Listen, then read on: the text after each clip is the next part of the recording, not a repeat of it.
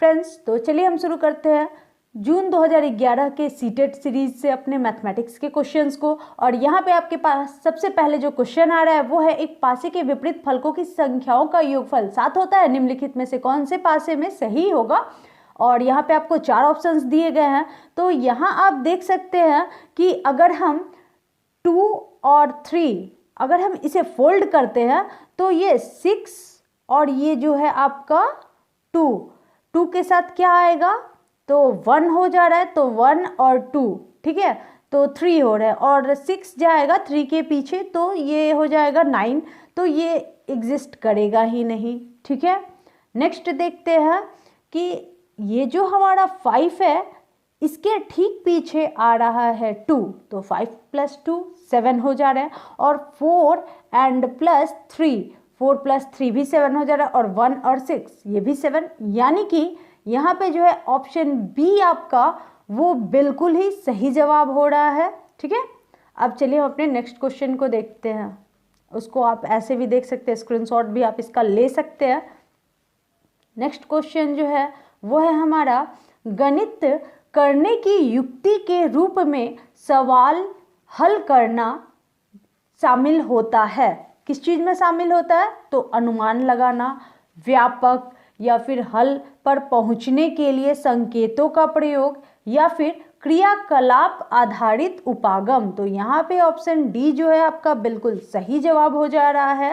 हमारा जो next question है वो है, प्राथमिक कक्षाओं में आकार और स्थान की समझ विकसित करने के लिए किए जाने वाले निम्नलिखित कार्यों को क्रम से लगाइए, ठीक है। यहाँ पे आपको 4 ऑप्शंस दिए गए हैं, जिसमें कि ए है 2D आकारों की भुजाओं और शीर्षों का अवलोकन करते हुए उनकी विशेषताओं का मिलान करना, बी है 2D आकार की विशेषताओं का सहज बुद्धि से वर्णन करना, थर्ड है 2D आकारों को छांटना, फोर्थ है 2D आकारों की भुजाओं, शीर्षों और विकर्णों की गणना करने हेतु उनका वर्णन करना। तो यहाँ पे हम सबसे पहले देखेंगे कि 2D आकारों को पहले तो छांट लेंगे, उसके बाद क्या होगा कि 2D आकारों की भुजाओं और शीर्षों का अवलोकन करते हुए उनकी विशेषताओं का मिलान करेंगे, और फिर हम चलेंगे कि विभिन्न आकार के जो 2D भुजाएं हैं उनके शीर्ष और विकर्णों की गणना करते हुए उनका वर्णन करेंगे, और अंतिम में हमारा जो है ऑप्शन बी आएगा कि 2D आकारों की विशेषता का सहज बुद्धि से वर्णन करना। तो ऐसे जो ऑप्शन है कि पहले सी, फिर ए, फिर डी, फिर बी, ऑप्शन ए में दिया है, इसलिए ऑप्शन ए आपका करेक्ट हो जाएगा, ठीक है। हमारा जो नेक्स्ट क्वेश्चन है वो है, गणित में निदानात्मक परीक्षण का उद्देश्य। ऑप्शन ए है सत्रांत परीक्षा के लिए प्रश्न पत्र का योजना बनाना, ऑप्शन बी है बच्चों की समझ में निहित रिक्तियों को जानना, ऑप्शन सी है अभिभावकों को प्रतिपुष्टि यानी कि फीडबैक देना, ऑप्शन डी है प्रगति पत्रक को भरना। तो यहाँ पे आपका ऑप्शन बी बिल्कुल सही हो जा रहा है। और क्यों हो रहा है, क्योंकि गणित में निदानात्मक परीक्षण का उद्देश्य है कि बच्चों ने जिस प्रकार से भी प्रश्नों को समझा है उसमें कोई पद भूल तो नहीं रह गई, अर्थात बच्चों की समझ में निहित रिक्तियों को जानना ही हमारा निदानात्मक परीक्षण का उद्देश्य होता है, ठीक है। नेक्स्ट क्वेश्चन है, जब राजन के सामने शाब्दिक समस्याएं आती हैं तो वह प्रायः पूछता है मैं जमा करूं या घटाऊं। यहाँ पे ऊ होगा, घटाना नहीं है, घटाऊं, ठीक है, आप इसको सुधार लीजिएगा। उसके बाद मैं गुना करूं या भाग। इस प्रकार के प्रश्न बताते हैं कि राजन जोड़ और गुना नहीं कर सकता, राजन कक्षा में बाधा डालने के लिए अवसर खोजता है, या फिर राजन को भाषा समझने में कठिनाई होती है, या फिर राजन संख्या संक्रियाओं को नहीं समझ पाता। तो यहाँ पे आपका जो ऑप्शन डी है वो बिल्कुल सही जवाब है कि वो संख्या संक्रियाओं को नहीं समझ पा रहा है, ठीक है। उसके बाद हमारा नेक्स्ट क्वेश्चन है कि एक समचतुर्भुज के विकर्ण की लंबाई 8 सेंटीमीटर और 6 सेंटीमीटर है, तो इसका परिमाप बताइए। तो यहाँ पे जो है आपका ऑप्शन सी बिल्कुल सही जवाब है। और कैसे आप इसका एक्सप्लेनेशन देख सकते हैं कि यहाँ पे हम लोग सिंपली भुजा का जो फॉर्मूला होता है उसको लेंगे कि 1/2 d1² + d2², और इसको सॉल्व करिएगा जब आप, तो आपका आंसर जो है वो 20 सेंटीमीटर आएगा, इसलिए आपका यहाँ पे ऑप्शन सी बिल्कुल सही जवाब है। नेक्स्ट जो हमारा क्वेश्चन है वो है क्षेत्रफल की अवधारणा से परिचित कराने के लिए शिक्षक डैश से शुरुआत कर सकता है। ऑप्शन ए है भिन्न आकारों की आकृतियों का क्षेत्रफल ज्ञात करने के लिए सूत्रों को स्पष्ट करना। ऑप्शन बी हथेली, पत्ते, पेंसिल, नोटबुक आदि विभिन्न वस्तुओं की सहायता से किसी आकृति के क्षेत्रफल की तुलना करना। ऑप्शन सी आयत की लंबाई और चौड़ाई का पता लगाना और आयत के क्षेत्रफल के सूत्र यानी कि लंबाई गुना चौड़ाई का प्रयोग करते हुए क्षेत्रफल का ज्ञात करना। या फिर ऑप्शन डी इकाई वर्ग गणन की सहायता से आकृतियों के क्षेत्रफल को ज्ञात करना। तो यहाँ पे जो है ऑप्शन बी आपका बिल्कुल सही जवाब है कि क्षेत्रफल की अवधारणा से परिचित कराने के लिए शिक्षकों को जो वस्तु दैनिक जीवन में सामान्यतः देखी जाती है वहां से शुरुआत करनी चाहिए, जैसे कि हथेली, पेंसिल, पत्ते, नोटबुक और विभिन्न प्रकार की वस्तुओं को आप शामिल कर सकते हैं। ठीक है, हमारा जो नेक्स्ट क्वेश्चन है वो है एनसीएफ 2005 मानता है कि गणित में सोचने एवं तर्क का एक निश्चित तरीका निहित है। नीचे दिए गए कथनों में से वह कथन चुनिए जो कि उपर्युक्त सिद्धांत का पालन नहीं करता है। यहाँ पे नहीं पूछा है। ठीक है, तो आंकिक प्रश्नों को हल करने के लिए विद्यार्थियों को निर्धारित सूत्र बताना, ये तो बिल्कुल भी गलत जवाब है। चलिए हम और भी ऑप्शंस देख लेते हैं कि पाठ्य पुस्तक को प्रस्तुत सामग्रियों के लिखने का तरीका, ये तो सही है। कक्षा के लिए चुने गए क्रियाकलाप एवं अभ्यास, ये भी बिल्कुल सही है। या फिर उसे पढ़ाने की विधि, यहाँ पे जो है आपका ऑप्शन ए जो है वो बिल्कुल गलत है, ये सिद्धांत को पालन नहीं करता है। ठीक है, इसके बाद हमारा जो नेक्स्ट क्वेश्चन है वो एक शिक्षक कक्षा से एक आयताकार कागज या फिर कुछ भी है पर ब्लैक बोर्ड पे ही मान लीजिए पर 1/8 निरूपित करने के लिए कहता है, निम्नलिखित में से कौन सा निरूपण गलत है। ठीक है, तो यहाँ पे हम देखते हैं कि ऑप्शन ए जो है ये क्या किया है कि उस आयताकार जो हमारे पास सामग्री है उसे 8 भाग में बांट के एक भाग को कलर किया, तो ये तो आपका सही हो जा रहा है। ऑप्शन बी में भी देखिए इसे 4 फोल्ड, इसे 4 फोल्ड, यहाँ पे भी ये सही है। ऑप्शन सी जो है यहाँ पे हमारा देखिए यहाँ इसने 3 ही कॉलम बनाया है और इसमें इसने एक को कलर कर दिया, यानी कि ये जो है हमारा गलत है। और ये है, इसे भी हम देख रहे हैं कि ये भी सही है। तो यहाँ पे ऑप्शन सी आपका सही हो जा रहा है, क्योंकि यहाँ पे पूछा है कि कौन सा निरूपण गलत है। तो यहाँ पे ऑप्शन सी आपका बिल्कुल सही जवाब होगा। अब हम नेक्स्ट देखते हैं अपना कि 4,07,928 को पढ़ा जाए। तो यहाँ पे बिल्कुल आप इसे हिंदी में बोल सकते हैं 4,07,928। ठीक है, ऑप्शन ए आपका बिल्कुल सही जवाब है। नेक्स्ट क्वेश्चन है माप की अवधारणा विकसित करने हेतु अपनाए गए निम्नलिखित कार्यों को क्रम से लगाइए। ऑप्शन ए है विद्यार्थी लंबाई मापने के लिए मापक इकाइयों का प्रयोग करते हैं। ऑप्शन बी है शिक्षार्थी जो है लंबाई मापने के लिए अमापक इकाइयों का प्रयोग करते हैं। ऑप्शन सी है शिक्षार्थी सरल अवलोकन द्वारा वस्तुओं को सत्यापित करते हैं। ऑप्शन डी है शिक्षार्थी मीटरी यानी कि मैट्रिक इकाइयों के बीच के संबंधों को समझते हैं। तो यहाँ पे जो है सबसे पहले होगा कि शिक्षार्थी सरल अवलोकन द्वारा वस्तुओं को सत्यापित करते हैं। उसके बाद आएगा कि शिक्षार्थी लंबाई मापने के लिए अमापक इकाइयों का प्रयोग करते हैं। फिर होगा कि शिक्षार्थी लंबाई को मापने के लिए मानक इकाइयों का प्रयोग करते हैं। और लास्ट में आएगा कि शिक्षार्थी मीटरी यानी कि मैट्रिक इकाइयों के बीच के संबंध को समझते हैं। तो यहाँ पे जो है ऑप्शन डी आपका बिल्कुल सही जवाब है। ठीक है, नेक्स्ट जो हमारा क्वेश्चन है वो है यदि एक ऑपरेटर को निम्नलिखित रूप से परिभाषित किया जाए 4 operator 3 is equal to 4 + 5 + 6, 5 operator 4 is equal to 5 + 6 + 7 + 8, फिर 6 ऑपरेटर 4 इज इक्वल टू 6 + 7 + 8 + 9। यानी कि यहाँ पे आप देख रहे हैं कि जो ऑपरेटर के बाद है डिजिट उतने अंक वो बढ़ रहा है और ऐड हो रहे हैं। जैसे कि 4 ऑपरेटर 3 है तो 4 के बाद 5 एक बढ़ा, 6 एक बढ़ा, तो 4 कितने डिजिट तक बढ़ा है तो 3 डिजिट तक। फिर 5 जो है वो 4 टर्म्स तक बढ़ रहा है और 6 जो है वो 4 टर्म्स तक बढ़ रहा है। तो वैसे ही n ऑपरेटर 8 का मान जो है n प्लस 1 हो जाएगा। ऐसे करके हम n प्लस 7 तक करेंगे, ठीक है। और लास्ट में जो है आपका आएगा कि n plus 8 is equal to 8n plus 28, ठीक है। आप इसे करके देखिएगा, आपका आंसर C आएगा, ठीक है। नेक्स्ट क्वेश्चन है वो है बच्चों के पर्यावरण में जो वस्तुएं लुढ़कती या फिसलती हैं उन पर कक्षा में चर्चा शुरू करो। बच्चों को उनके आकार देखने में और यह समझने में कि कैसे कुछ वस्तुएं लुढ़कती हैं और कुछ फिसलती हैं सहायता करो। स्रोततः गणित के जादू 2 एनसीईआरटी की कक्षा 2 की पाठ्य पुस्तक में इस तरह के सुझाव यह समझने में शिक्षक की सहायता करते हैं कि ऑप्शन ए है चर्चाएं बहुविधि परिप्रेक्ष्य को कक्षा में स्थान देती है।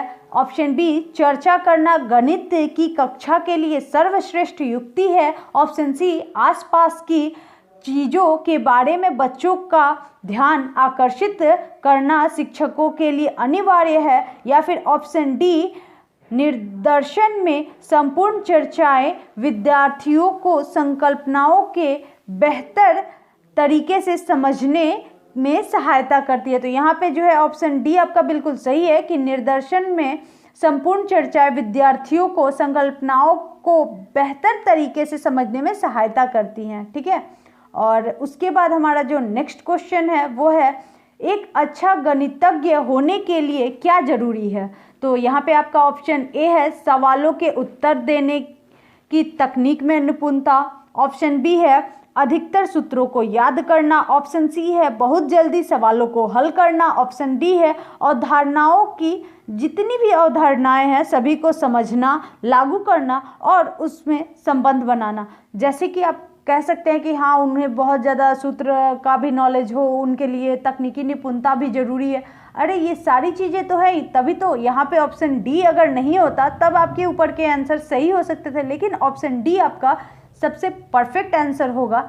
और आपको हमेशा इस चीज़ का ध्यान रखना है कि आप सारे ऑप्शंस को पहले पढ़ें, नहीं तो सम टाइम ऐसा होता है कि आप सही जवाब जानते हुए भी क्वेश्चन गलत करके आते हैं। क्योंकि अगर हम पहला ऑप्शन देखते कि एक अच्छा गणितज्ञ होने के लिए क्या जरूरी है, सवालों के उत्तर देने की तकनीकी में निपुणता, इसमें भी बहुत सारी ट्रिक्स आ जा रही हैं, तो आप इजीली उसे टिक आउट करते और नेक्स्ट क्वेश्चन पे चले जाते और आपका ये क्वेश्चन गलत हो जाता। इसलिए आप हमेशा सारे क्वेश्चंस के ऑप्शंस को देखा करेंगे, ठीक है फ्रेंड्स। अब जो आप लोग का नेक्स्ट क्वेश्चन है वो है कुछ आमों का भार 2 किलो 600 ग्राम है तथा कुछ सेबों का भार 1 किलो 400 ग्राम है।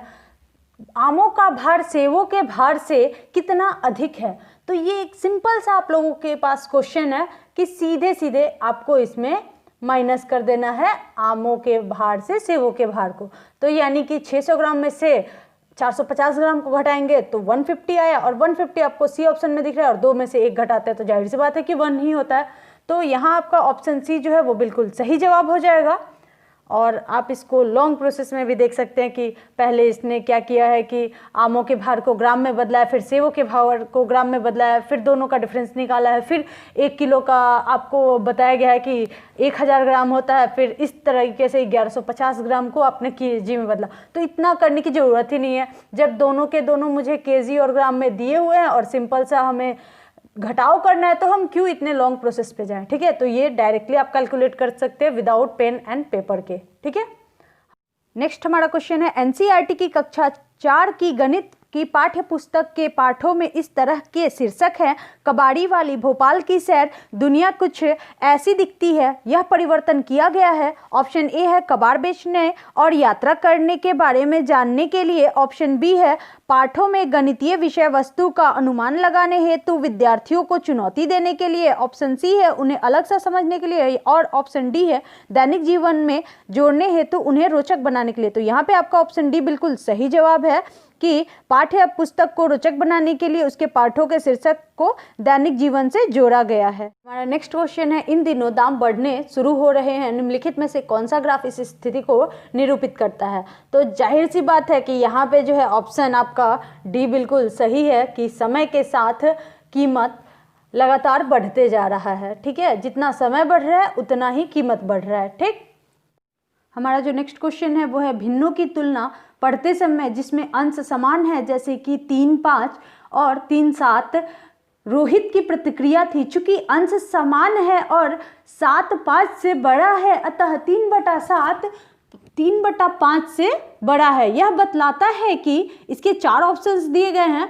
रोहित ने अच्छी तरह अभ्यास नहीं किया है, ऑप्शन बी है रोहित को भिन्नों के परिणाम की समझ नहीं है, ऑप्शन सी है रोहित अंश और हर की अवधारणा नहीं जानता, ऑप्शन डी है रोहित तुल्य भिन्नों की अवधारणा नहीं जानता। तो यहाँ पे जो है ऑप्शन डी आपका बिल्कुल सही जवाब है।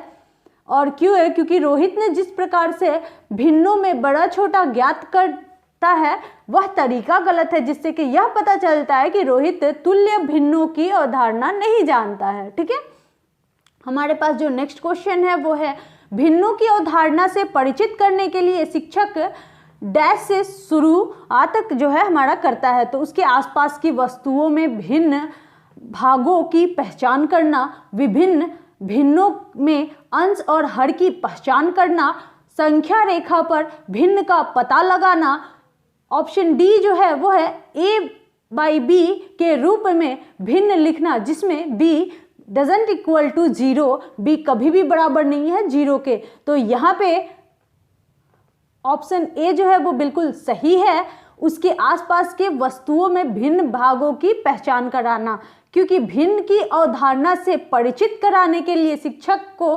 पर्यावरण में मौजूद वस्तुओं में भिन्न भागों की पहचान कराने से शुरुआत करनी चाहिए। ठीक है, हमारा जो नेक्स्ट क्वेश्चन है वो है, माचिस की तीलियों से बने निम्नलिखित पैटर्न की जांच कीजिए।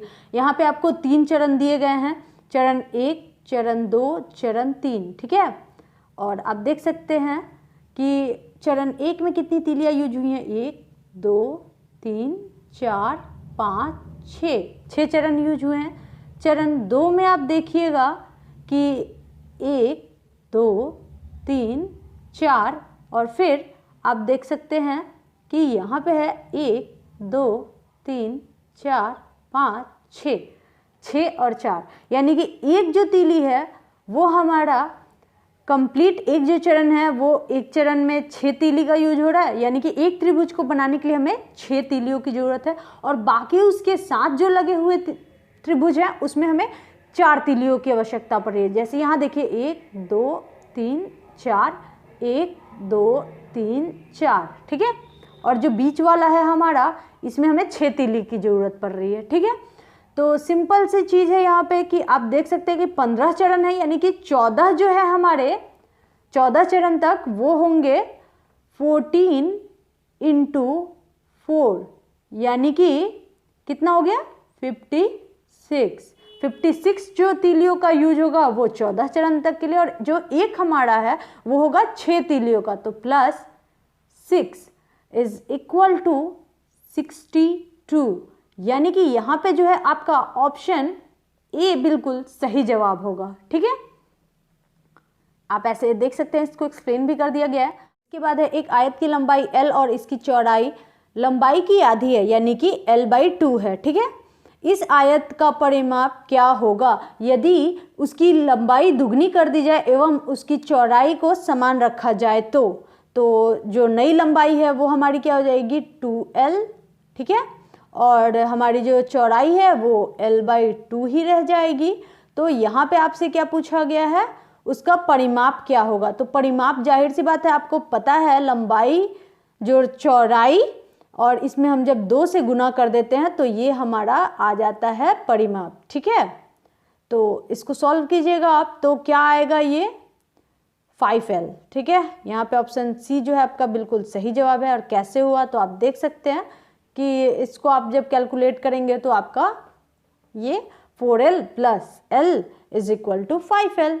जो नेक्स्ट क्वेश्चन है वो है षड्भुजाकार पिरामिड के बारे में कौन सा कथन सत्य है। ऑप्शन ए है कि इसमें 6 षड्भुजाकार फलक होते हैं जो 6 आयताकार फलकों से जुड़े होते हैं। ऑप्शन बी है इसके 6 फलक है और प्रत्येक फलक षड्भुज होता है। और ऑप्शन सी है कि एक बिंदु पर मिलते हुए 6 त्रिभुजाकार फलक के साथ इसके षड्भुजाकार आधार होता है। और इसके जो ऑप्शन डी है कि इसके 2 षड्भुजाकार फलक होते हैं और 6 आयताकार फलक होते हैं। तो इसमें जो है आपका ऑप्शन सी बिल्कुल सही जवाब है।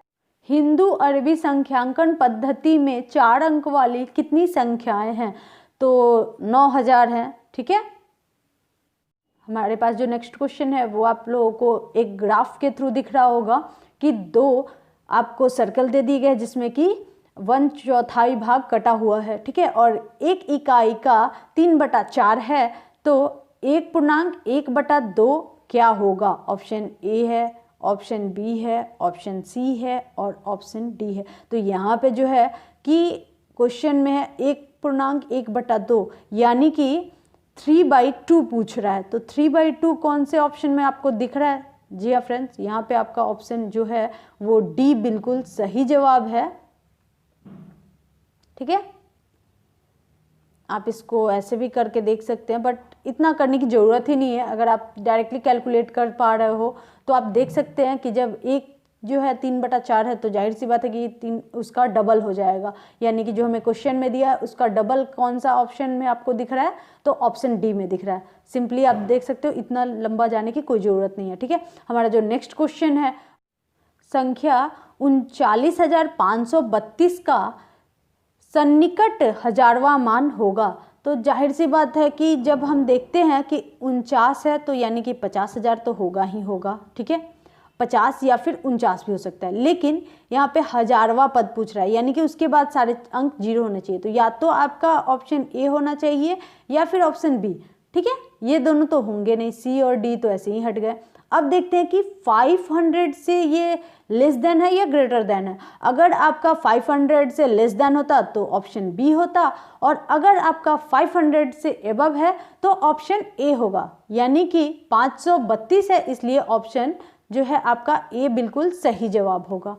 हम नेक्स्ट क्वेश्चन देखते हैं कि निम्नलिखित में से कौन सी महत्तम संख्या है। तो यहाँ पे आपका ऑप्शन डी बिल्कुल सही है, आप इसको सॉल्व कर सकते हैं, काफ़ी इजी है ये क्वेश्चन है। वो निम्नलिखित तालिका को ध्यान से देखिए। ठीक है, यहाँ पे आपको स्टेशन दिया गया है, निगमन आगमन का टाइमिंग दिया गया है, बस 1, बस 2, बस 3 बसों का कंपैरिजन यहाँ पे है, और निम्नलिखित में से कौन सी बस नई दिल्ली से मथुरा पहुँचने में कम समय लेती है, ये आपसे पूछा गया है। ठीक है, तो आप सिंपली एक बस का मथुरा जाने में समय निकालेंगे, फिर दूसरे का देखेंगे, फिर तीसरे का देखेंगे, और बस में जो सबसे तीसरा है वो आपका सबसे कम समय ले रहा है, इसलिए ऑप्शन डी आपका बिल्कुल सही जवाब हो जाएगा। ठीक है, भिन्नों का योग पढ़ते समय शिक्षक को नीचे दी हुई एक त्रुटि ज्ञात हुई। ठीक है, 1/2 + 1/3 = 2/5। तो जाहिर सी बात है कि इसका जब हम आप निकालेंगे तो नीचे तो 6 आएगा और 3n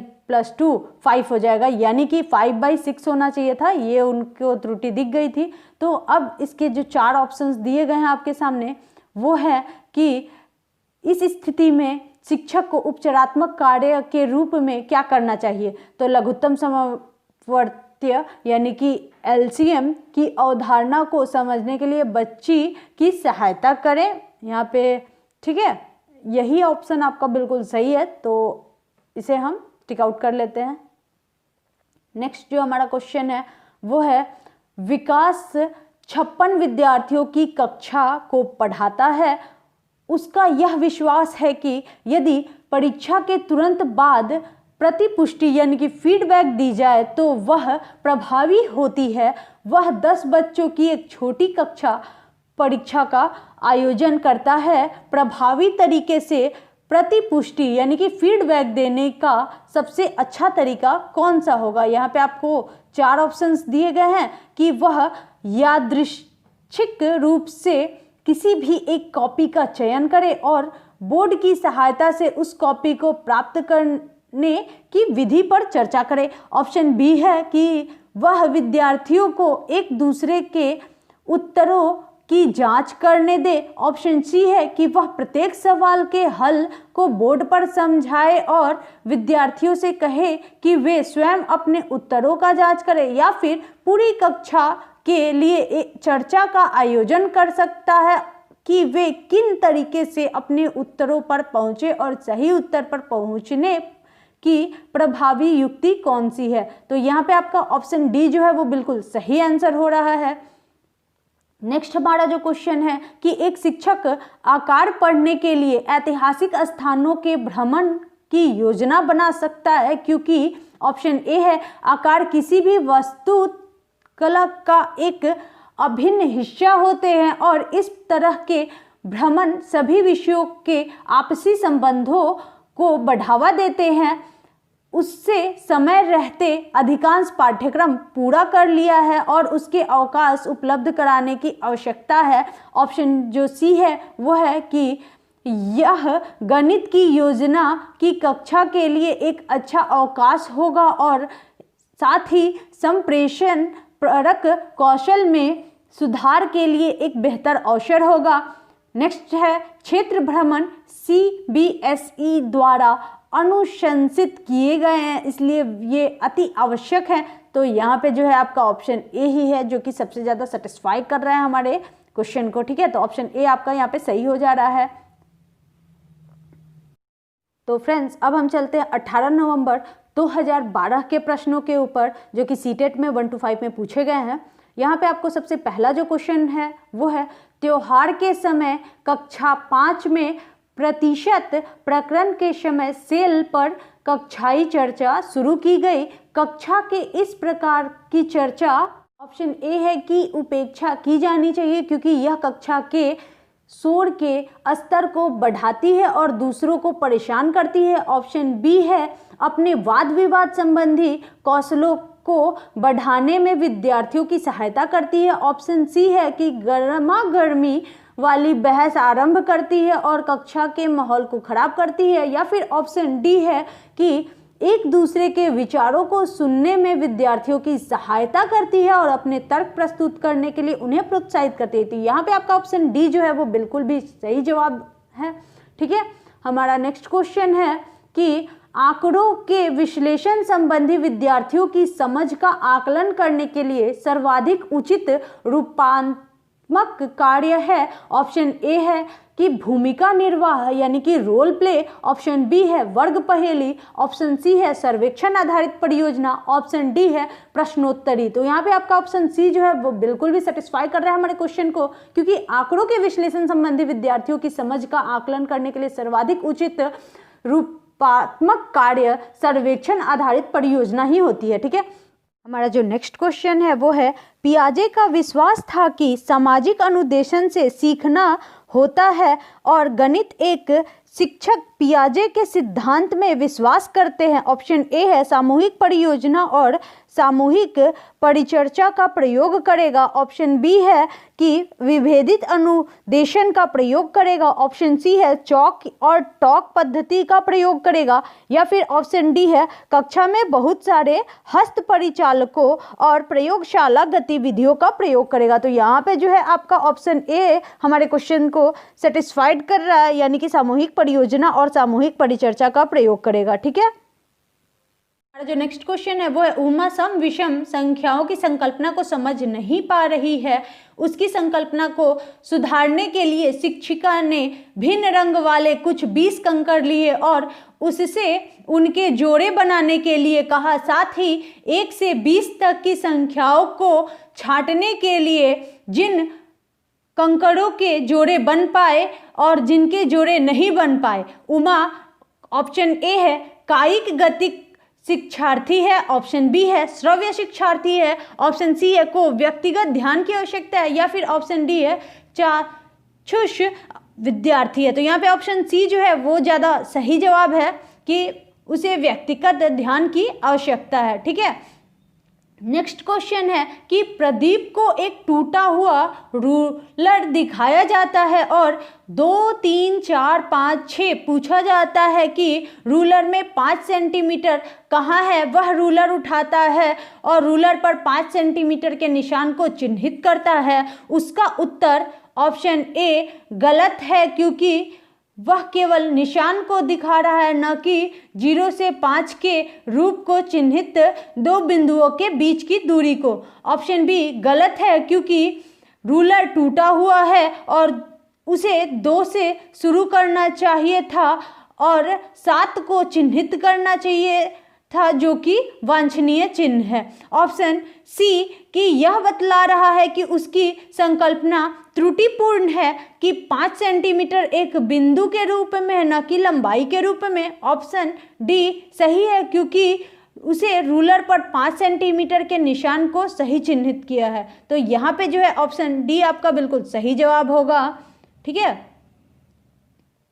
नेक्स्ट हमारा जो क्वेश्चन है वो है कि उच्च क्रमीय चिंतन कौशल HOTS पर आधारित प्रश्न मांग करते हैं। ऑप्शन ए है एल्गोरिथम के ज्ञान की, ऑप्शन बी है संकेत और चित्रों के ज्ञान की, ऑप्शन सी है कुछ सीमा तक संज्ञानात्मक प्रयास और ज्ञान की, ऑप्शन डी है तथ्यों नियमों के सूत्रों के ज्ञान की। तो यहाँ पे ऑप्शन सी जो है बिल्कुल सही जवाब है। इसके बाद हम नेक्स्ट क्वेश्चन को देखते हैं कि कक्षा 3 का बच्चा 482 को 482 पढ़ता है लेकिन 4082 लिखता है, तो यह शिक्षक के लिए किस और संकेत करता है। बच्चा ध्यान से सुनता है लेकिन स्थानीय मान की समझ स्थापित नहीं कर पा रहा है, या फिर बच्चा संख्या की अभिव्यक्ति के विस्तार रूप और लघु रूप में भ्रमित है। ऑप्शन सी शिक्षक को स्थानीय मान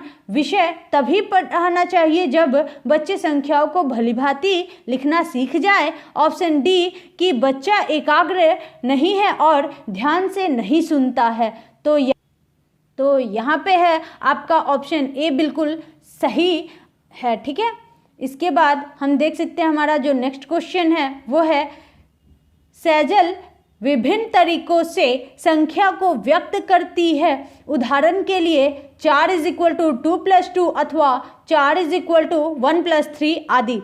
वह संख्या की किस विकासात्मक अवस्था पर है। तो विभाजनात्मक अवस्था, गुणनखंडीय अवस्था, संक्रिय अवस्था या फिर परिणात्मक अवस्था। तो यहाँ पे ऑप्शन सी आपका बिल्कुल भी सेटिस्फाई कर रहा है हमारे क्वेश्चन को कि संक्रिय अवस्था। ठीक है, उसके बाद हमारा जो क्वेश्चन नंबर 39 है वो है कि आकृति में प्रत्येक वर्ग की भुजा 1 सेंटीमीटर है, छायांकित भाग का क्षेत्रफल वर्ग सेंटीमीटर है। तो यहाँ पे जो आपको एक चतुर्भुज के अंदर एक जो इमेज दी गई है वो क्या होगी।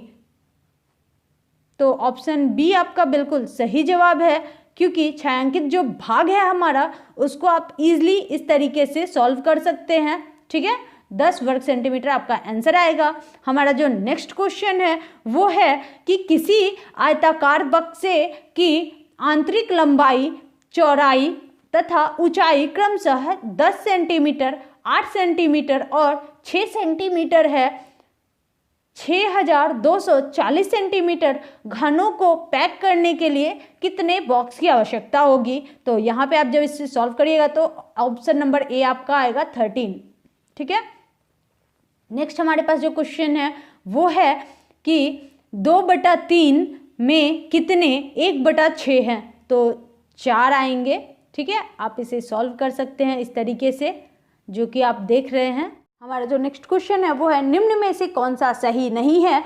ऑप्शन ए है 1 और आधा दर्जन बराबर 18, बिल्कुल सही है। ऑप्शन बी है 1 मिलीलीटर = 0.1 सेंटीमीटर, ये भी सही है। ऑप्शन सी है कि 3 लीटर और 30 मिलीलीटर = 330 मिलीलीटर, ये जो है हमारा गलत है, यानी कि ऑप्शन सी हमारा सही जवाब होगा यहाँ पे, क्योंकि 3030 मिलीलीटर = 3 लीटर 30 मिलीलीटर। ठीक है, नेक्स्ट हमारा जो क्वेश्चन है वो है किसी दिन 6:14 AM से 6:14 से 8:02 PM यानी कि 8:02 शाम के हो रहे थे, ठीक है, तक घंटों तथा मिनटों की संख्या ज्ञात करें। तो यहाँ पे आप इजीली कैलकुलेट कर सकते हैं 13 आवर्स 48 मिनट्स, ठीक है।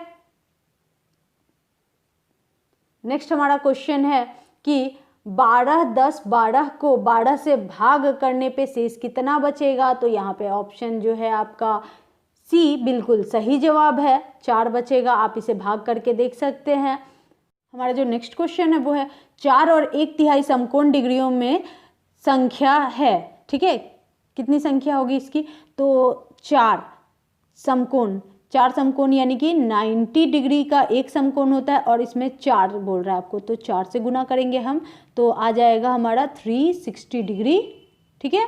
इसके बाद क्या बोल रहा है कि 1/3 यानी कि 90 का 1/3 कितना होगा, 1/3 से जब आप इसे भाग देंगे तो ये आ जाएगा 30 डिग्री, ठीक है। अब क्या करेंगे, हम इन दोनों को जोड़ देंगे तो क्या आंसर आएगा हमारा, ऑप्शन डी जो है बिल्कुल सही जवाब है, 390 डिग्री, ठीक है। नेक्स्ट क्वेश्चन है हमीदा अपने विद्यार्थियों की गणितीय योग्यता को समृद्ध करने के लिए उन्हें सदा संख्या प्रतिरूपकों का अवलोकन करने और परिकल्पना बनाने देती है। वह बोर्ड पर निम्नलिखित समस्याएं लिखती है और विद्यार्थियों से कहती है कि वे इनके उत्तर लिखें। 21/7, 2.1/0.7, 0.21 भाग 0.07, 0.021 भागा 0.007, ठीक है। तो सबका उत्तर जो है वो 3 ही आएगा, लेकिन वह प्रश्नों के सेट के माध्यम से यह चाहती है कि विद्यार्थी यह अवलोकन कर सके कि 4 ऑप्शंस आपको यहाँ पे दिए गए हैं कि ऑप्शन ए है जब एक भाजक की 10 से घटत होती है और दूसरे की 10 की घात से बढ़त होती है तो गुणनफल समान रहता है। ऑप्शन बी है कि यदि भाजक और भाज्य दोनों 10 की घात से बढ़ाए या घटाए जाए तो भागफल हमेशा समान रहता है। यही ऑप्शन आपका बिल्कुल सही है। इसके बाद हमारा नेक्स्ट क्वेश्चन है कक्षा 5 के विद्यार्थी समस्या 1/2 भागा 1/3 को सही तरीके से हल कर सकते थे, लेकिन वे इस समस्या का हल नहीं निकाल सकते थे कि आधे केक में कितने 1/3 केक के टुकड़े हैं। इसका कारण क्या हो सकता है। आपको 4 ऑप्शंस दिए गए हैं कि समस्या कक्षा 5 के लिए उच्च कठिनाई स्तर का है, या फिर भिन्न की संक्रियाएं बिना संदर्भित करण और भाषा सहायता पढ़ाई गई है, या फिर विद्यार्थी इन 2 समस्याओं की गणितीय तुल्यता को समझने योग्य नहीं है, या फिर ऑप्शन डी कि विद्यार्थियों की भाषा विकास बहुत खराब है। यहाँ पे ऑप्शन बी आपका बिल्कुल सेटिस्फाई कर रहा है क्वेश्चन को, ठीक है। हमारा नेक्स्ट क्वेश्चन है कक्षा 3 में 2 अंकीय संख्याओं के व्यवकलन को प्रस्तुत करने के लिए शिक्षक निम्नलिखित चरणों का अनुगमन करता है। चरण 1 है स्थानीय मान व्यवस्था की समझ के साथ 2 अंकीय संख्याओं की पुनरावृत्ति होना। चरण 2 है कि यह प्रदर्शित करने के लिए कि छोटी संख्या की बड़ी संख्या से घटाया जा सकता है, टैली चिन्हों का प्रयोग करना। चरण 3 है कि स्थानीय मान के प्रत्येक कॉलम के अंतर्गत संख्याओं का व्यवकलन का अनुप्रयोग करना, ठीक है। इस स्थिति में शिक्षक डैश से पाठ का विकास कर रहा है।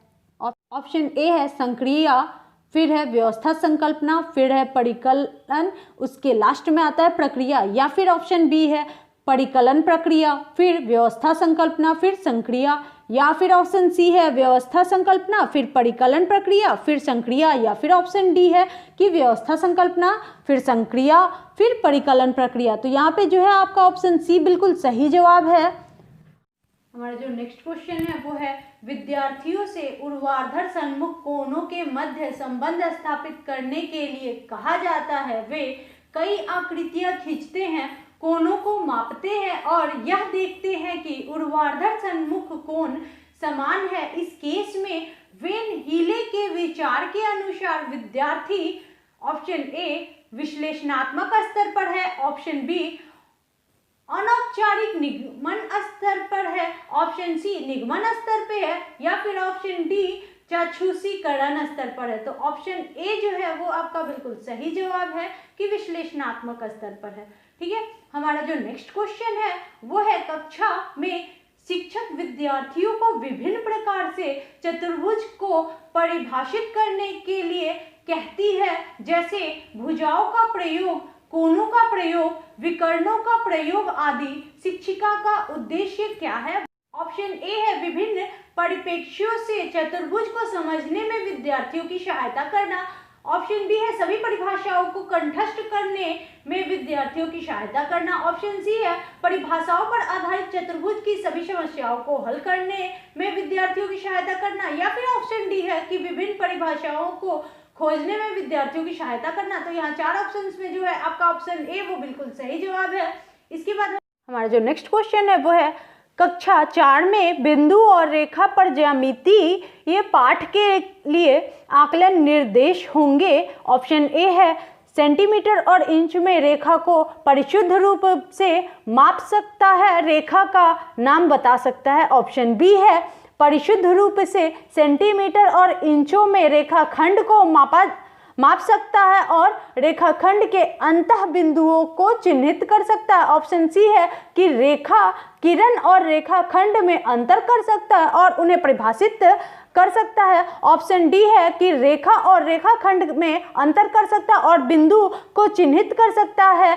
दी गई लंबाई के अनुसार परिशुद्ध रूप से रेखाखंड खींच सकता है। तो यहाँ पे जो है आपका ऑप्शन सी बिल्कुल सही जवाब है।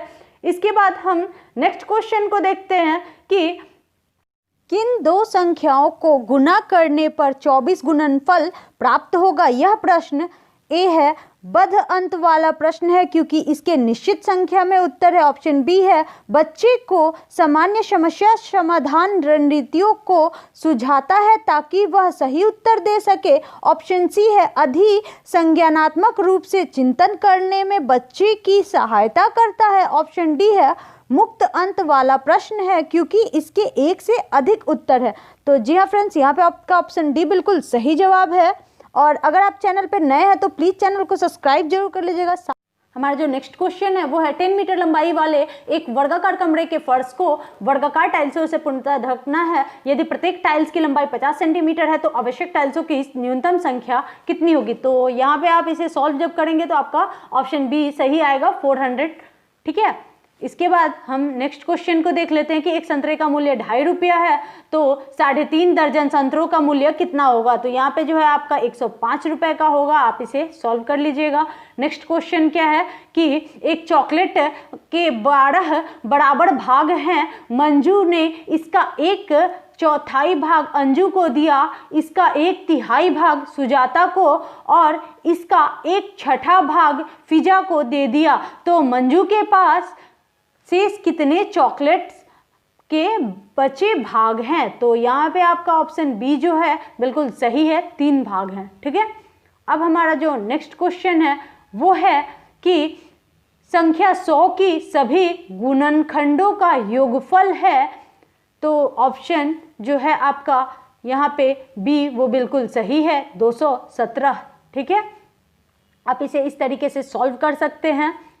12 और 16 का न्यूनतम सार्वगुणज गुना 10 और 15 का न्यूनतम सार्वगुणज बराबर है। तो यहाँ पे जब आप इसे सॉल्व करिएगा तो ऑप्शन बी आपका बिल्कुल सही जवाब आएगा। इसके बाद हम अपने नेक्स्ट क्वेश्चन को देख लेते हैं कि 2424 में 2 का स्थानीय मानों का योगफल कितना आएगा। तो आपका जो है ऑप्शन सी बिल्कुल सही जवाब है। ठीक है, अब हम नेक्स्ट अपना क्वेश्चन देख लेते हैं कि 2 वर्गों के परिमाण 12 सेंटीमीटर तथा 24 सेंटीमीटर है। बड़े वर्ग का क्षेत्रफल छोटे वर्ग के क्षेत्रफल के कितने गुना है। ठीक है, तो यहाँ पे आपका सिंपल सा जवाब होगा ऑप्शन बी 4 गुना। ठीक है, आप इसे सॉल्व करके भी देख सकते हैं जो कि आपको भी डिस्प्ले हो रही है। ठीक है, चलते हैं अपने नेक्स्ट क्वेश्चन के पास। तो यहाँ है कि गुणनफल 140 गुना 101 में क्या जोड़ा जाए जिससे कि 14,414 प्राप्त हो। तो यहाँ पे आपका ऑप्शन ए बिल्कुल सही जवाब है, 274। और कैसे आप उसका एक्सप्लेनेशन देख सकते हैं। और हमारा जो सीटेट 2012 का प्रश्न था कक्षा 1 से 5 के लिए, वो यहाँ खत्म होता है। तो फ्रेंड्स, आज का सेशन हम यहीं पे ख़त्म करते हैं और प्लीज़ चैनल को सब्सक्राइब करके बेल आइकन को जरूर दबा लीजिएगा ताकि आपको सारी अपडेट्स मिलती रहे। मिलते हैं नए सेशन में। Thank you.